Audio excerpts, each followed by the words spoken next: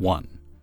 A little over a decade ago, I worked up in the oil patch in northern Canada on different IT contracts. The current contract I was on was maintaining virtual meeting rooms. The oil company had decided that if you don't need to be on site, they would move your job south and pay you 25 to 50% less. When you needed to meet with people on site, you'd book a meeting and all is golden. The IT company I was with was amazing, but they lost a contract to an international IT company, Company A, servicing oil company B.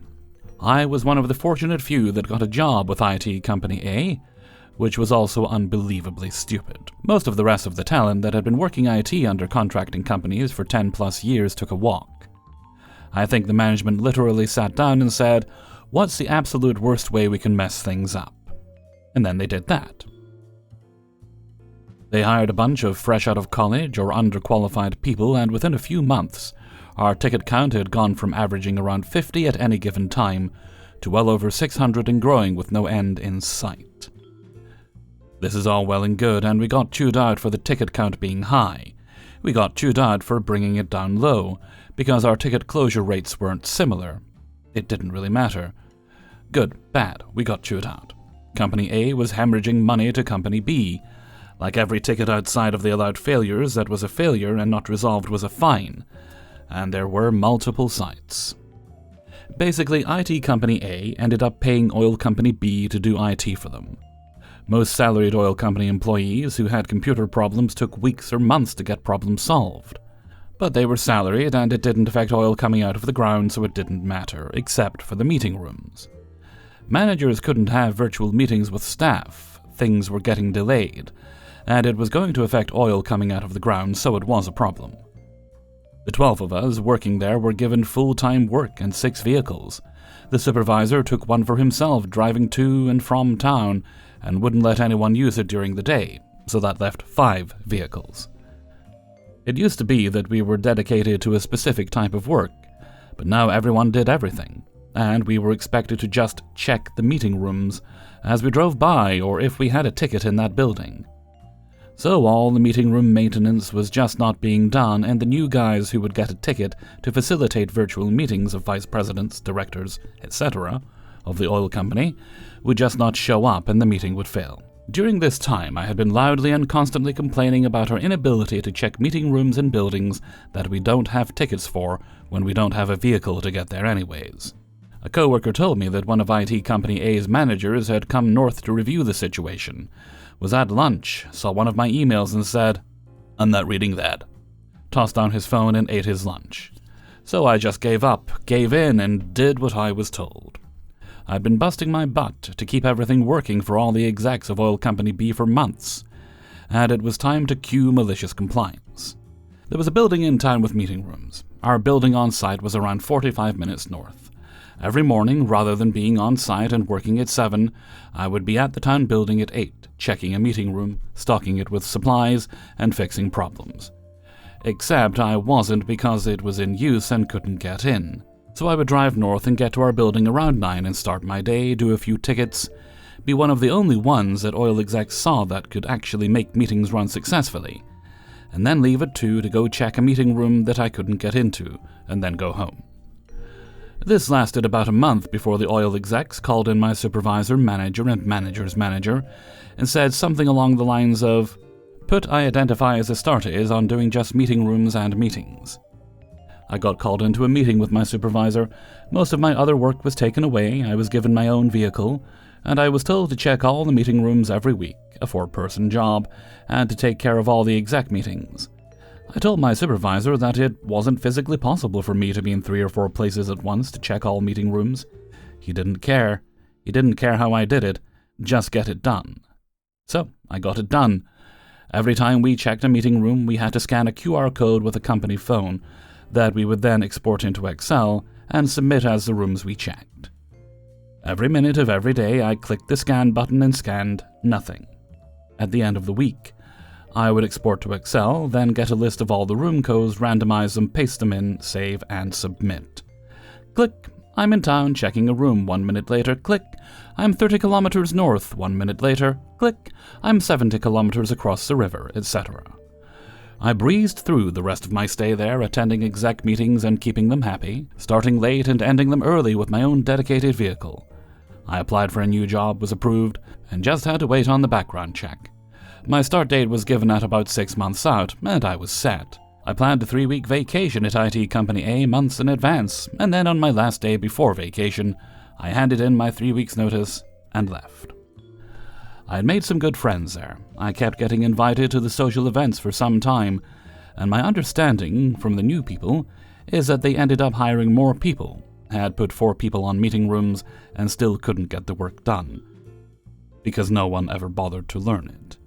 Eventually, the IT company lost the contract. 2. To understand what happened, you need to first understand 2 people, Susan and Jack.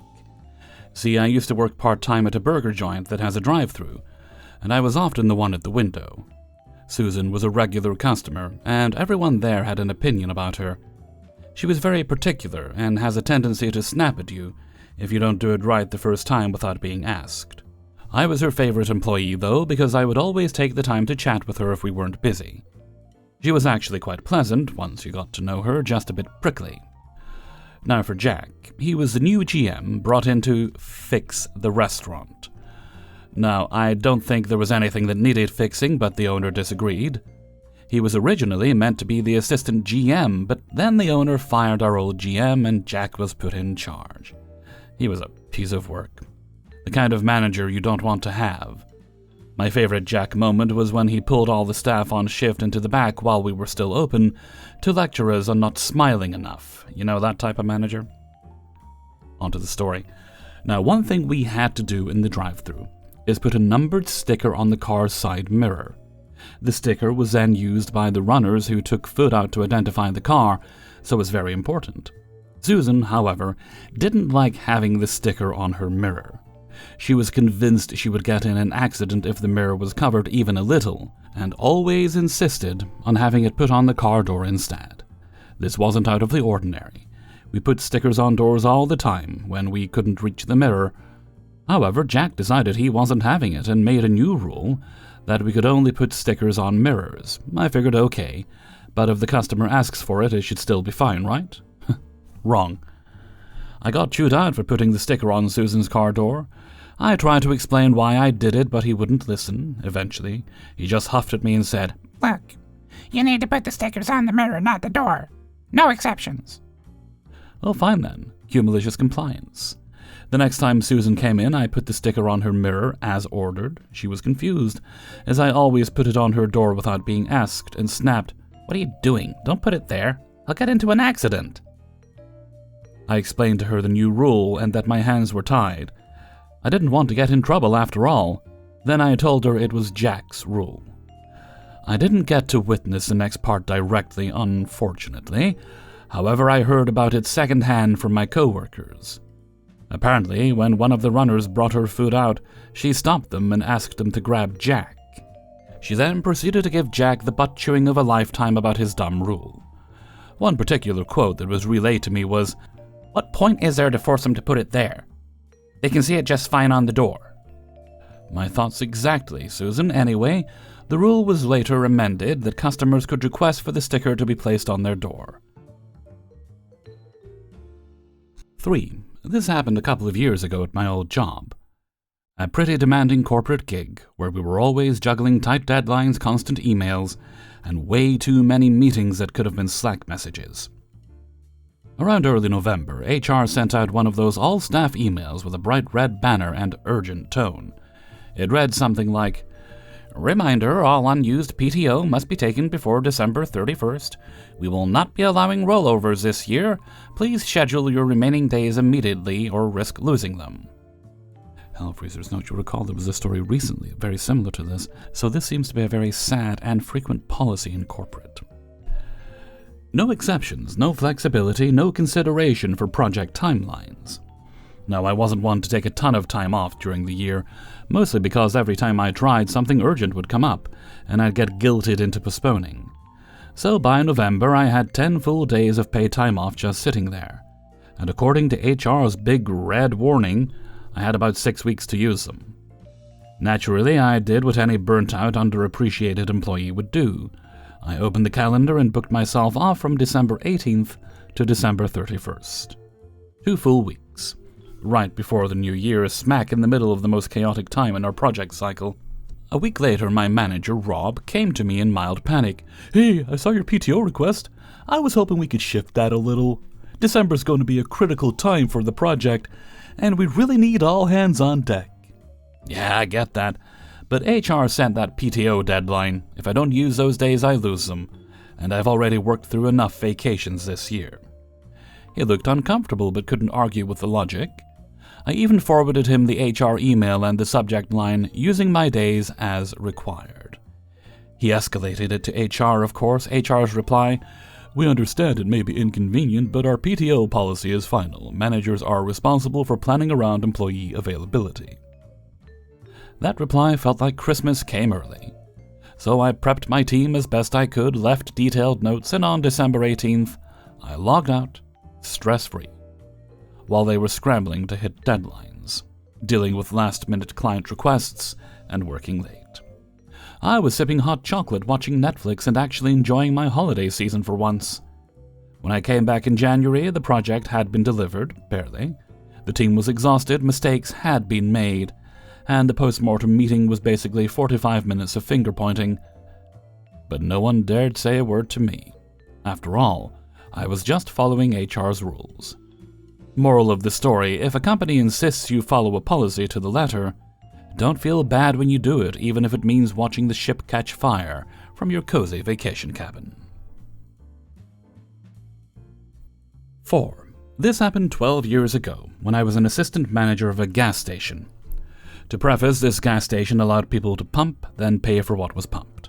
Basically, it was for convenience of the customers so they don't overpay with me, then have to come back for a refund. The issue is they allowed the customers to select that option at the pump. Then they would try to pay with a card at the pump.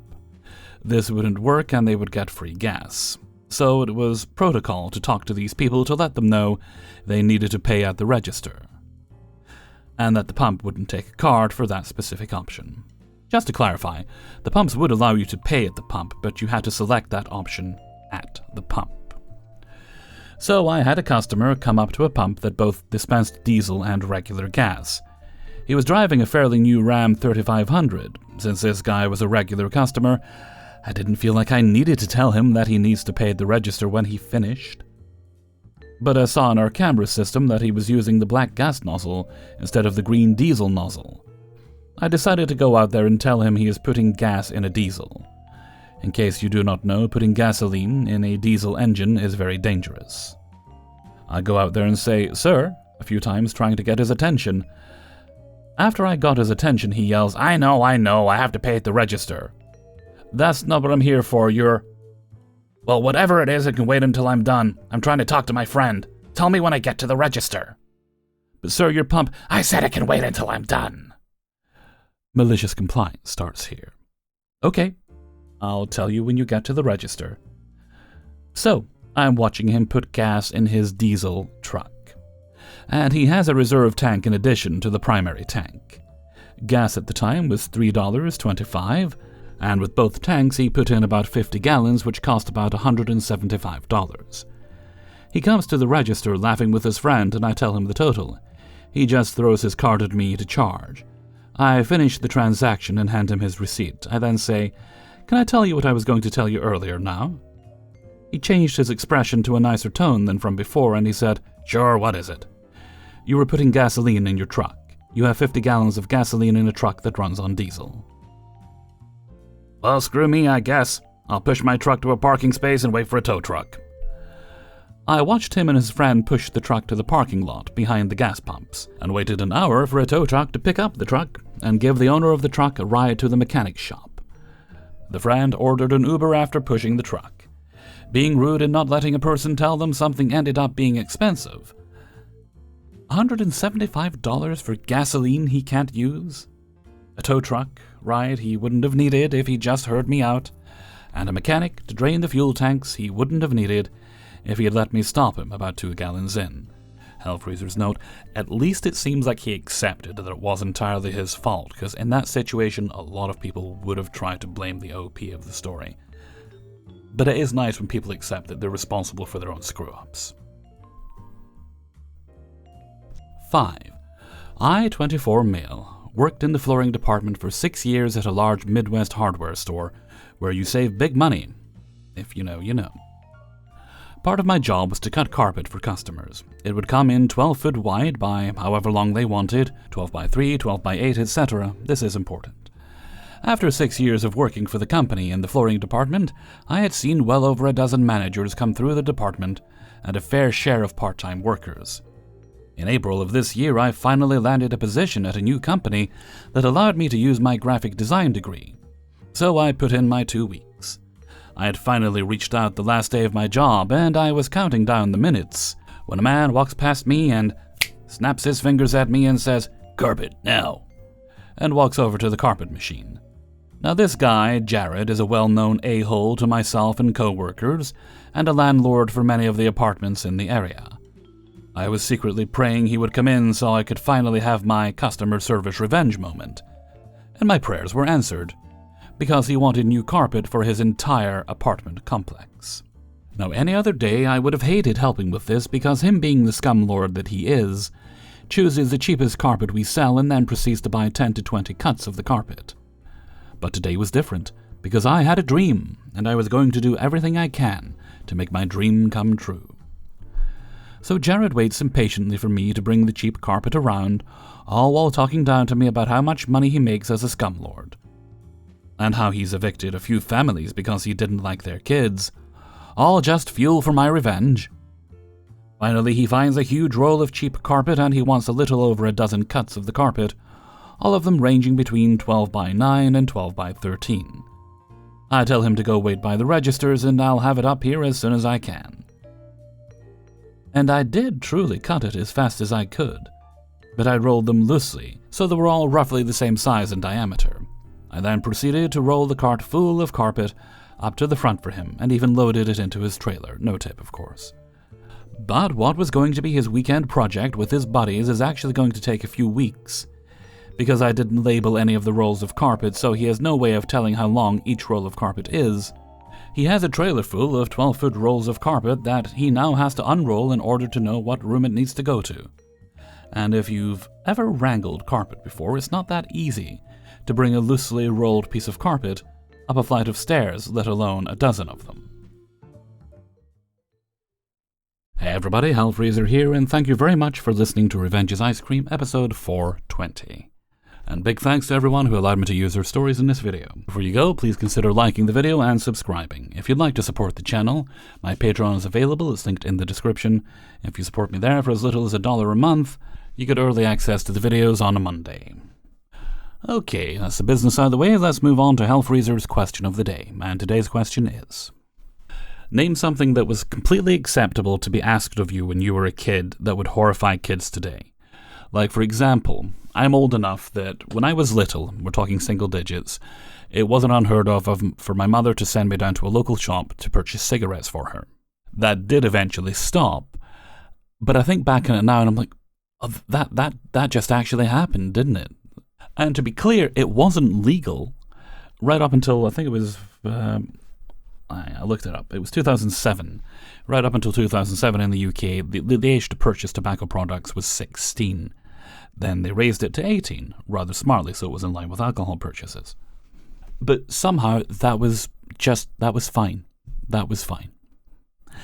Let me know what you think in a comment below. I look forward to reading your answers with glee and horror. And before we go, let's take a look at the answer of the day from a previous video. And this one comes from Revenge's Ice Cream 418, and it was, do you ever wonder how certain companies stay in business because they just seem terrible at what they do? I mentioned the troubles I was having with British Gas, and I have resolved to change. I am currently looking at other ones. I'm considering Octopus, but we'll see. At least, they'll swap out the equipment I have for their own, so that they should talk to each other, okay? But there's no need for me to keep grumbling about that. Let's look at some of your grumbles. Okay, so today's answer comes from Lauren. Don't get me wrong, I really like the woman, but I don't see how my groomer stays in business. Yes, my dog is a poodle, but I have strict instructions to not groom him like a poodle. So when I last picked him up, his body was short, his face was shorter than normal, and his ears were puffed up. No, he looked like a clown, not a service dog. Over the next week, I noticed the areas they missed, like the dog hair under his chin, the piece that fell over his eye like an emo kid from the 90s, the piece that stuck straight out of his back left leg, and most egregious, the entire end of his stubby tail. His tail would stand proud at the end and would hang limply. I'm talking hairs an inch or more in length. Let's not forget that his ears aren't always cleaned and his nails look like they were cut by Sweeney Todd. The demon barber of Fleet Street. He's been trained to be still, so they can't and don't complain that he won't sit still. If we were in a bigger town or city, she and her staff would be otherwise employed, bless their hearts. My second choice would be the service department at most car dealerships, not all. Thank you very much for your answer, Lauren. And I hope someone else starts a dog grooming business so you can take your little doggy there, because, that does sound awful. And with that, I'm going to head off for now, so until next time, thank you very much for listening, and take very good care of yourselves.